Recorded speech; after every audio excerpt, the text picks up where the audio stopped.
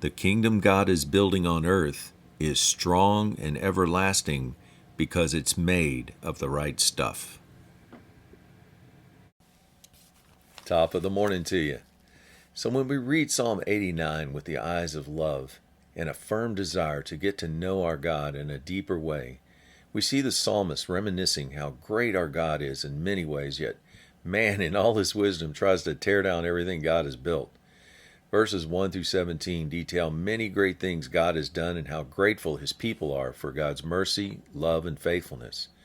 This was meant to be a long-lasting deal, forever, sealed with a covenant promised by God himself. God's man on earth at the time, David, was known as the chosen one in verse 3. From his lineage was to come the seed, or Jesus. Verse 4, your seed I will establish forever. I will build up your throne for all generations. So God was building a permanent structure. Verse 5 through 8 declare God's greatness in the heavens. Now his greatness would extend to the earth. Verse 9, you rule the raging of the seas.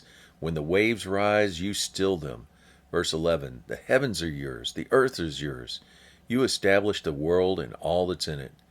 Those that walk in God's ways on earth have God's favor. Verse 15, in God they would rejoice all the day long. Verse 16.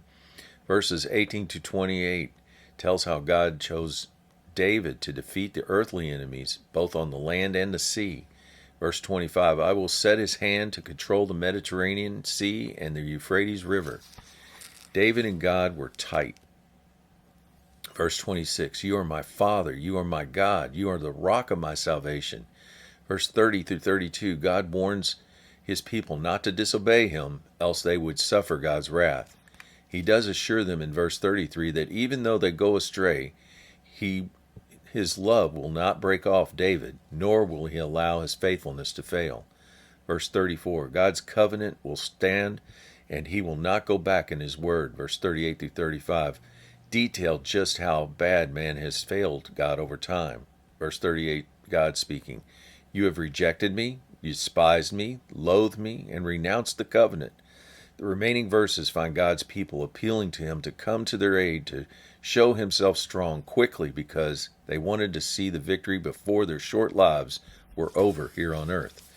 The word of encouragement today, as long as there are people who reject God, we will see the things of God rejected as well, including us as followers.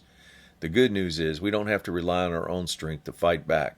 God's got our backs because he loves us and will show himself faithful, for his mercy and love last forever. Have a great day.